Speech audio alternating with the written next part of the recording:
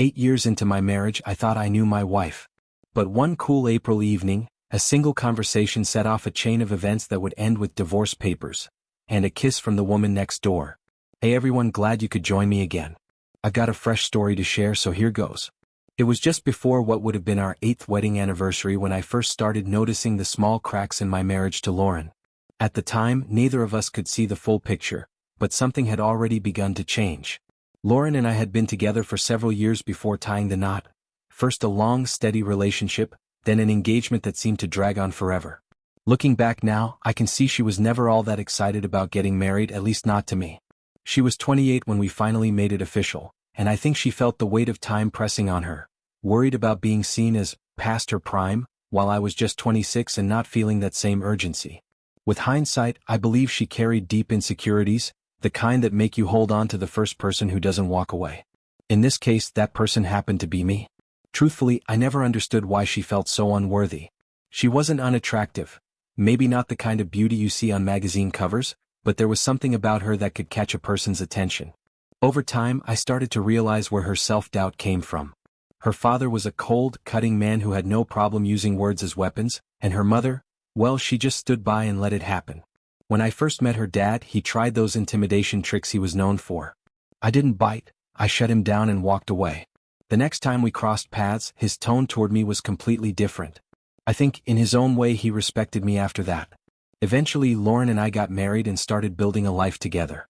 Our wedding night was awkward and difficult. She hadn't been ready for that step, and it was painful for her. We waited several days before trying again, and while things got easier over time, I can't say she ever truly found happiness in that part of our relationship. By most measures, we were more mature than many couples starting out. We'd paid off our student loans, owned our cars outright, and had avoided drowning in credit card debt. Money wasn't a stressor, so when an opportunity came to buy a home in a brand new neighborhood shortly after the wedding, we jumped at it. Lauren and I were never able to have children. She became pregnant 3 separate times, and each time, we lost the baby before the first trimester was over. Even now, I catch myself wondering how different things might have been, how different she might have been, if just one of those pregnancies had made it full term. Maybe our marriage would have taken a different path. Maybe she would have felt more fulfilled. Maybe we both would have. Our intimacy had always been a delicate subject, but after the miscarriages, it became even more strained. She would go along with it, I think mostly out of a sense of obligation, but I never felt like she found any joy in it. More often than not, when I tried to get close to her, she'd sigh and say something like, "How about we just keep it quick?" A lot of men might have considered that a dream arrangement, straight to the point, no emotions. And I'll admit, maybe for some that would work. But for me it didn't. Not because I was unsatisfied physically, but because I truly loved her. I wanted her, not just her body but her desire. I wanted to feel wanted. And at some point I had to face the truth that it was never going to be that way. From there, our marriage slipped into a quiet, polite routine. We both had our careers, we enjoyed the little luxuries life could offer, and we gave each other plenty of personal space. We didn't fight, but we didn't connect deeply either. That's not to say it was all gray skies, far from it. There were still moments of warmth and laughter. Our neighbors on the left, Tom and Martha Pender, became more like family than friends.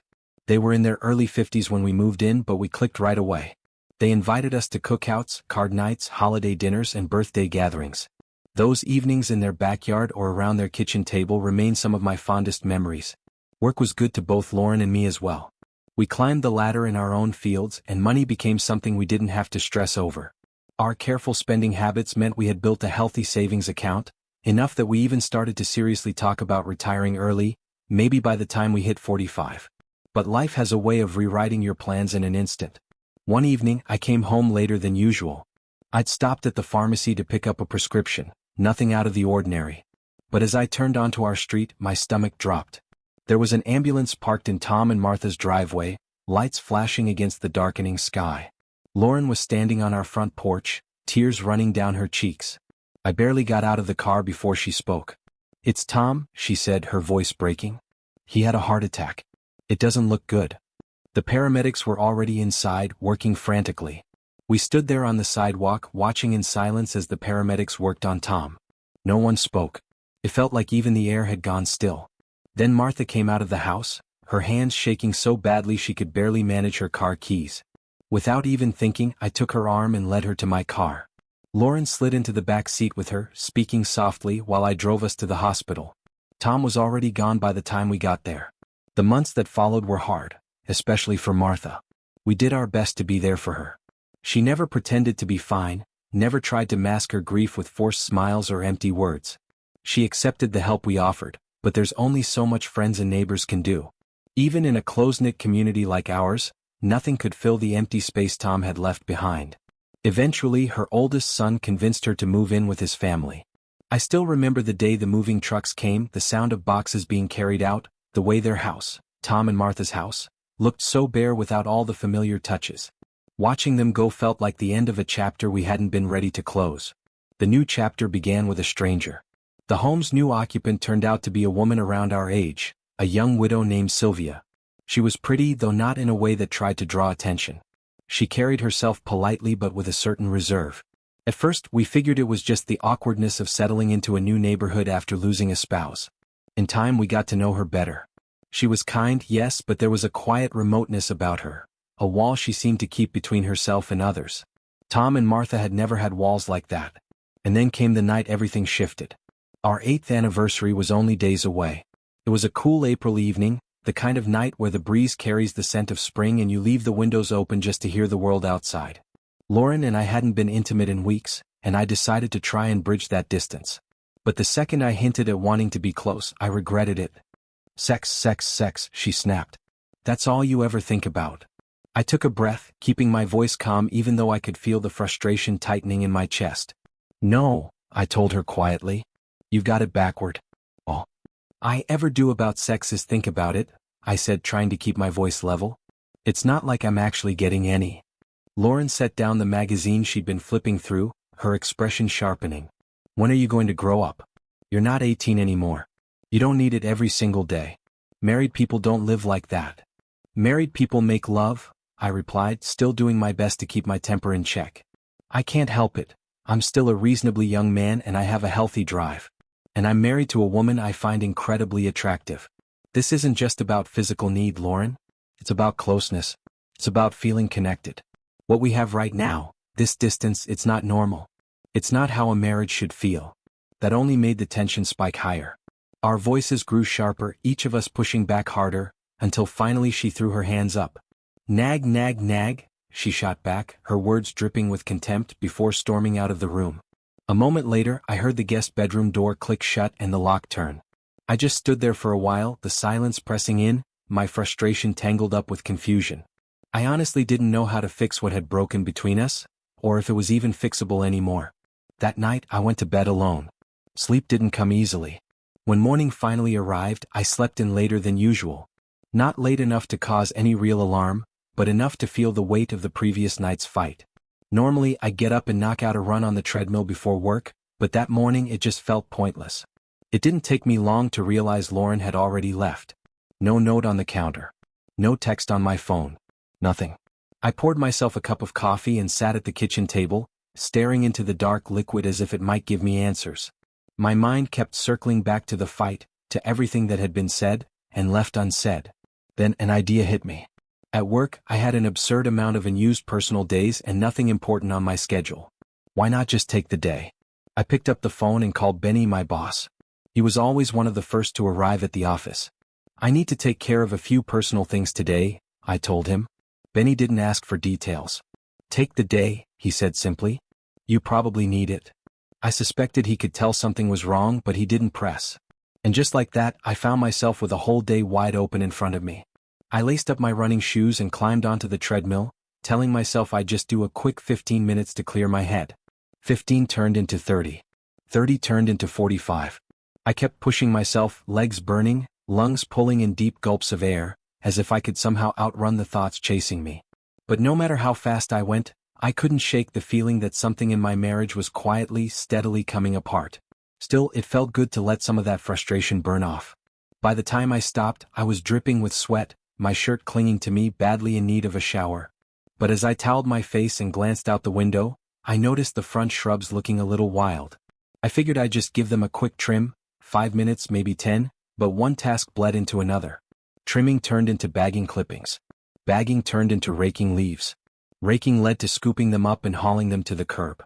By the time I straightened up, another hour had vanished. I stood there, rake in hand, surveying the yard with a certain satisfaction. It wasn't perfect, but it looked cared for. If only a marriage could be restored with the same straightforward effort. Just trim, rake, and tidy until it's right again. Still sweaty, I decided to skip my usual post-run shower, but the habit nagged at me. In the end, I figured I might as well get clean now, even if I'd end up working up another sweat later. By 10:30, I was freshly showered and dressed in a plain white t-shirt, a pair of comfortable Bermuda shorts, and my new summer sandals. I stepped into the backyard to admire the work I'd done. That's when I heard a voice. Jake. I turned and saw Sylvia leaning over the fence, smiling in that soft, understated way she had. I lifted a hand in greeting. "What's Mr. Industrious doing at home on a regular weekday?" she teased. "Took a personal day," I replied, keeping it vague. "Had some things to take care of." "Have you had breakfast yet?" she asked. The question caught me off guard. I thought about it for a second. "No," I admitted.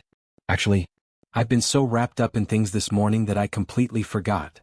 I got so caught up in everything this morning I just forgot," I admitted with a sheepish grin. She smiled knowingly.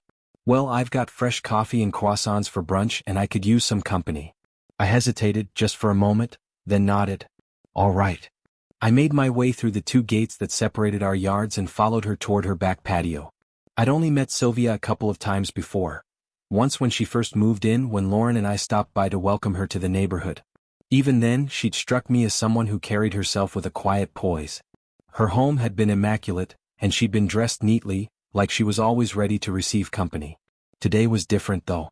She was still put together but in a relaxed, casual way, wearing culottes, a soft t-shirt, and flip-flops. She moved with an easy confidence as she stepped inside to grab another coffee cup and saucer, then returned and set them down in front of me. "Go ahead, have a seat," she said, gesturing toward a chair. I sat and she placed two warm croissants on a plate in front of me. "Jam, honey, or butter?" she offered. "None thanks," I said. "I like them plain when they're fresh." We settled in, sipping coffee and talking about small things at first, how she was adjusting to the neighborhood, a few details about the town she'd lived in before. The conversation flowed easily, even when it dipped into more personal territory. At one point she gave me a faint smile. "Most people wouldn't guess it, but I was trouble in school." "I'm guessing you mean the kind of trouble that still studied for tests," I teased. She laughed quietly. "Something like that." Then her tone shifted, more serious. "Anyway, after my husband passed, I tried to stay close with his family. But they weren't having it. To them, I was just the woman who conveniently ended up as the beneficiary of his life insurance." I exhaled, shaking my head. "It's always about money with some people." She nodded. "Exactly. So I left and now here we are. You and me having brunch on a random weekday." I studied her for a moment. "You seem okay. Like you've moved on." She tilted her head slightly. "I have, in some ways, but not in others. Does that make sense?" "Yeah," I sighed. "Actually, it does. My wife and we're at odds right now." She didn't look surprised. I figured. I raised an eyebrow. "What do you mean by that?" Sylvia leaned forward, resting her elbows on the table. "Jake, I don't want to embarrass you, but your windows were open last night." I closed my eyes and let out a slow breath. "Great. So the entire neighborhood probably heard us arguing." She gave a small laugh and patted my hand lightly. "I doubt that. Your bedroom window faces my side of the house and I could hear some of it, but not clearly. I wasn't exactly trying to listen in." I managed a faint smile, though I felt oddly exposed, almost like I'd just admitted something private in a confessional. She studied me for a moment, then changed the subject with an easy shift. "So, is this a goof-off day, to work through some frustration?" I chuckled. "Something like that. I figure I can always find something that needs doing." We began clearing the table together. I picked up a couple of plates, following her into the kitchen, and we loaded the dishwasher side by side. "You want to help me with something?" she asked, glancing over her shoulder. "I've got a few projects I've been putting off, things that would go a lot faster with an extra set of hands." I smirked. "Sure, why not?" Eventually, the kitchen was spotless and we sat for a short break, sipping cold water. The day seemed to flow without much thought. By early afternoon, she had made cucumber sandwiches, and we ate them while talking about nothing in particular. After lunch, we moved on to her garage. We sorted boxes, swept out dust, and rearranged storage bins. By the time 2:30 rolled around, the place looked noticeably better. "That's enough for today," she said, stretching her arms overhead. "Come on, let's relax." We settled into her sitting room. She turned on the ceiling fan, and I leaned back into the chair, letting out a long breath as the last of the morning's tension eased from my shoulders. It was too cool for the air conditioning, and for a few minutes, we simply sat in companionable silence, the fan blades whispering overhead. Then, without warning, she rose from her seat and stepped toward me. She eased herself down into my lap, straddling me, her knees resting lightly against my sides. Her eyes met mine and held there for a long, deliberate beat. Then her hands came up to cup my face and she leaned in to kiss me. It wasn't rushed or desperate. It was slower than that, intentional, almost searching. When she finally pulled back, she was still smiling. "You know what?" she murmured.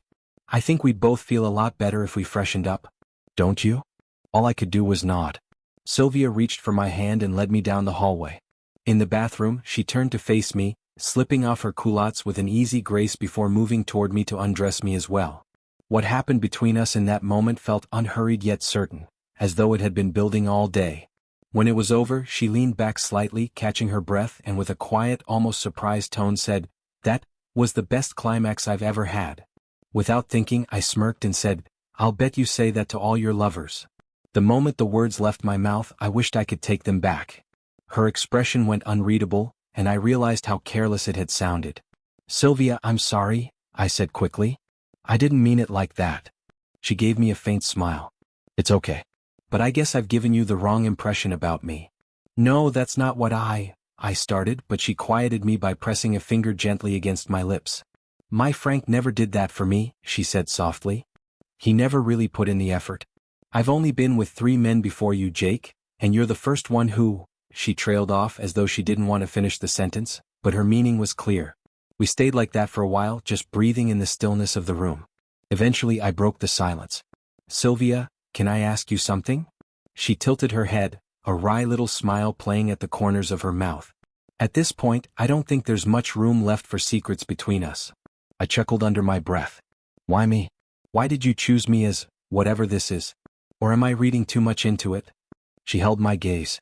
"Jake, I wanted you because you're a kind, healthy, giving man who's been going without for far too long. And I'm a healthy woman who's also been going without. You have a marriage that isn't feeding you. I had a marriage that never fulfilled me. I think we both just saw what the other needed." There wasn't much to say after that. When it was time to go, I dressed without protest. She walked me to the patio door, and before leaving, I gave her one last, slow kiss that lingered just a little too long for something meant to be casual. I slipped back into my own house unnoticed, freshened up, and started on dinner. I was chopping vegetables when I heard the door open and Lauren's footsteps enter. She barely acknowledged me as she passed, disappearing into the bedroom. When she came back out a little later, she looked more put together, hair smoothed, face refreshed. "You didn't go to work today," she said finally. Her tone wasn't quite accusing, but it also wasn't casual. "Nope," I replied, putting just enough weight on the next words. "I worked out my frustrations from last night," I said flatly. Lauren's posture stiffened, but she didn't press me for more. A couple of hours later, after she'd left the house again, I called Sylvia. She was more than happy to have me over. Before long, I found myself looking forward to Lauren's texts letting me know she'd be out. They became quiet little opportunities, windows of time that allowed me to slip next door, spend an hour in Sylvia's company, and be back home without raising any suspicion. 3 weeks passed before Lauren, almost out of nowhere, asked me, "Does it bother you that I'm gone so much?" "Nope," I said without hesitation. She frowned. "You used to complain that we never had enough time together. That never really got us anywhere, did it?" I replied evenly. There was a short silence, and then she asked, "Is everything okay?" I met her eyes with a broad, almost unreadable smile. Inside, I knew the truth. Sylvia was giving me things Lauren hadn't in years. She filled me intellectually, emotionally, and in ways that were harder to define but just as real. When I was with her, I felt whole. And try as I might to keep it from happening, I was falling in love with her. It was a fight I wasn't sure I wanted to win. The summer months faded into autumn, and autumn slid into early winter. With the holidays approaching, Halloween, Thanksgiving, Christmas, and New Year's, our meetings became fewer. The season's busyness made it harder to be discreet. Christmas was the worst. All I wanted was to be with Sylvia. I didn't care that we hadn't planned anything ahead of time. An opportunity finally came and I took it. I bought a single red rose and drove to her house. Knocking softly on her patio door as I always did, I waited. No answer. I knocked again, then a third time. Finally she appeared, moving slowly toward the door. Something in her expression felt hesitant. Maybe she was upset that it had been 2 weeks since I'd last been over. She opened the door and led me to the sitting room, the same place where, months earlier, she'd greeted me for the first time with nothing but a teasing smile. And then she said it. "I fell in love with you," she admitted. "You became my best friend, my lover, my whole world." Her voice cracked as she took a shaky breath and went on. "But you're married, Jake. And I can't keep doing this. I can't be the woman who tears apart someone else's marriage." Fresh tears welled in her eyes, sliding down her cheeks. I stood there for a long moment, just looking at her, feeling something inside me sink. Then I stepped forward, placed the single red rose gently in her lap, and bent down to kiss her cheek. "I'll always love you," I whispered. She bowed her head and began to sob, shoulders trembling. I turned and slipped out through the patio door, the cool air hitting me like a wall. I expected my own house to be empty. Instead, Gwen's car was sitting in the driveway. Inside, I found her on the couch, her face pale and drawn, clutching a stack of papers like they were keeping her upright. My stomach tightened instantly. Oh no. Before I could say a word, she looked up at me, fresh tears streaking down her face. "We need to talk," she said, her voice breaking. I sat down slowly. She handed me the papers. "I'm asking for a divorce," she said quietly. I glanced down at the first page. Divorce. Irreconcilable differences. My eyes skimmed over the legal phrasing without really absorbing it. Then she handed me another sheet. The words hit me like ice water. It was a statement accusing me, blaming me, for getting her pregnant with bad seed. Her face twisted briefly with something almost cruel before it crumbled again. In a whisper, she added, "You would have been a horrible father." I pulled back, stunned. The venom in her voice cut deeper than I was ready for. "I'm sorry," she said quickly, shaking her head. I blamed you for my miscarriages." I didn't respond, there was nothing I could say. "For some reason," she went on, her words spilling out like they'd been waiting for years, I began to hate you. It was like watching a dam break. "I enjoyed depriving you of intimacy," she admitted, eyes locked on mine. "I lied to him. I told him you hadn't touched me in months." "Well," I said dryly, "that part was true." She flinched at that but didn't stop. "I wanted him, Jake. I wanted him to seduce me. I had the hots for him like you wouldn't believe," she said, almost spitting the words out. You were a complete turnoff to me." For the first time that afternoon she actually looked ashamed. "So here we are," I said quietly. She nodded, her expression unreadable. I gestured toward the divorce papers spread out on the coffee table. "And what exactly are you proposing with this?" "A clean break," she replied. "I'm moving in with Brett tonight. I'll get the rest of my things over the next week or two." She gave a short, humorless laugh. "You know the irony? I never wanted to marry you. Nothing personal, I just wasn't ready. But my father kept pushing, and when you stood up to him, I thought you were amazing. So I went through with it." Her voice trailed off into nothing. I let out a dry, almost bitter chuckle. "You live, you learn." That was it. There was nothing left to say. She stood, opened the front door, and walked out. I closed it behind her, and to my own surprise, what I felt wasn't devastation, it was relief. A liberation I hadn't known I was craving. I paced the living room for a long while, even after I heard her car drive away. Part of me wanted to head straight to Sylvia's house, to tell her everything. But instead I stopped myself. I sat down and started thinking, really thinking, about what all of this meant. I turned over every angle, every consequence, every possible reaction. I even called Benny my boss. He and I had always been friendly, but I'd never crossed that invisible boss-employee line before. That day I did. We talked for nearly half an hour. He didn't give advice so much as listen, and in the end, I hung up feeling more certain about what I needed to do. By the time I got home that evening, my course of action felt set. I made dinner, ate slowly, cleaned the dishes, and then walked over to Sylvia's.